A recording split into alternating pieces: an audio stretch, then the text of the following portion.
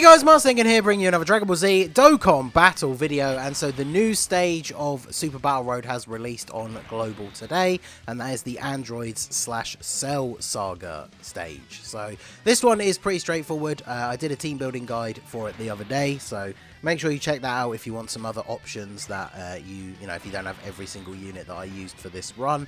But obviously, as you can see from the title, we are going to go ahead and get the no items run on this stage.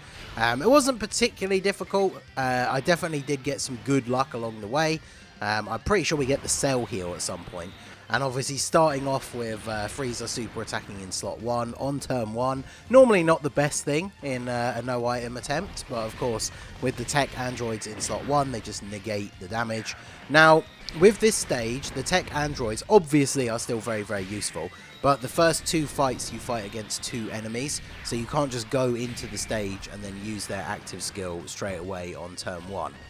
Because you have to use it when there's only 1 or 3 enemies. So unfortunately that means you have to, at least for the first two fights, wear down the first person, but then that means that the android's active skill basically comes into play as a nice little finisher, because you take out one of the enemies, there's one left, and then you can just ghost usher away their turn, they can't do anything, and you can get yourself set up nicely to finish off the run. So really, kind of like the old mono stages of Super Battle Road, the only annoying part really is the final stage, because you fight against Cell and all of the Cell Juniors.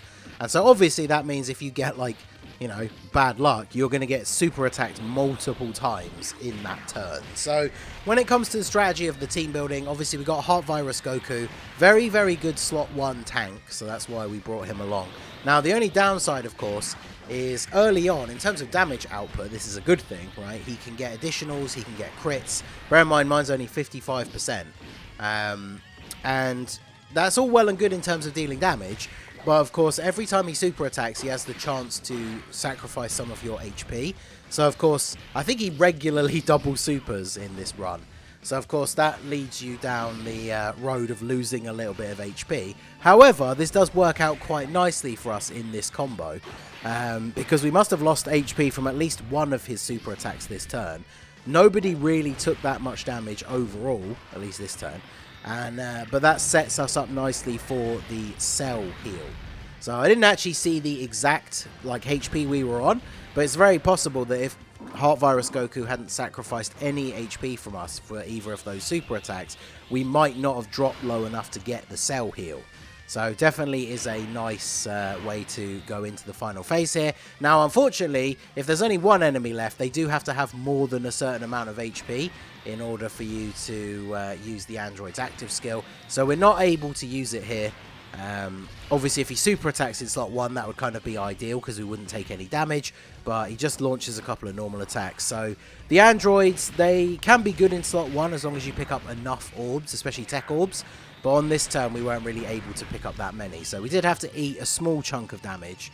If the enemy wasn't physical, I probably would have run the risk of putting Jiro and 19 in slot 1, because then obviously when they super attack they get some health back, but they're not really that great defensively until they've supered. So especially with a type disadvantage enemy attacking in slot 1, I did not want to put them there. So this is the rotation that I wanted to get set up, of course, which is Heart Virus Goku alongside Super Vegeta.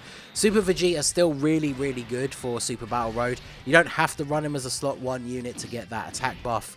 His main role here is, of course, the fact that he not only gets guaranteed crits, so he does some nice damage, but he guaranteed stuns the enemy for the duration of the turn. So even though they'll be unstunned next turn, it's really good for like planning out your turn. You can take out the person who's going to potentially cause the most issues later on, especially if there's multiple attacks in like the 3rd slot. Like for example here, we can stun Dr. Gero, take him out of the picture, and then even if Trunks gets super attacked in the final slot, it's by Android 19 who he has type advantage over. So we can just get rid of Jiro here, and then of course Trunks, depending on his RNG, I believe I brought a Rainbow Cell friend for the slightly higher leader skill for HP, and then I brought the my Trunks is 90%, so I got very lucky on the Trunks banner. If you saw my summons then you know, but yeah, Trunks does pretty well in this run, even though he is just an off-rotation unit.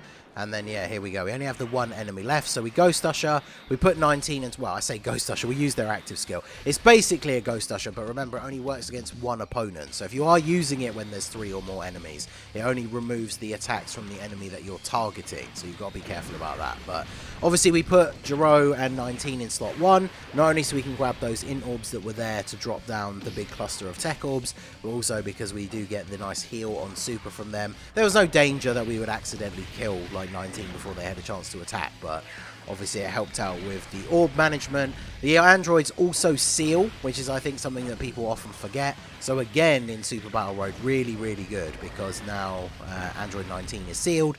So we go into the next turn and you can't do anything here. And we do get lucky. There's no attacks in slot 1. So perfect opportunity to just put Super Vegeta there. And even without his guaranteed crit, obviously, he's going to be finishing off 19. And even if he had more health left than was capable for Vegeta to take him out, he's sealed. Vegeta's super attacking first, so we wouldn't have even taken that much damage had he survived. So very, very smooth run so far. As you can see, we are going into the third fight here now. Basically, I think we are literally on full health. Yeah, we are. So we're on full health. The Dokkan attack is not super far away. So this is the rotation I did want to go into the last fight with, because obviously Cell and the Cell Juniors, we need to get rid of some of the attacks here. So I'm trying to think which is the best way to do this, because the androids are obviously going to be able to tank Cell fairly well. So I decided to get rid of Cell's attacks because he's the only one attacking Trunks in the final slot. And then I do decide to take a bit of a risk here and put Jiro and 19 in slot 1. Now they will take a bit of damage from normal attacks, but remember they negate, not only negate, but absorb super attacks. And I'm pretty sure all the Cell Juniors do a Kamehameha as their super attack. So I felt fairly safe putting them in slot 1.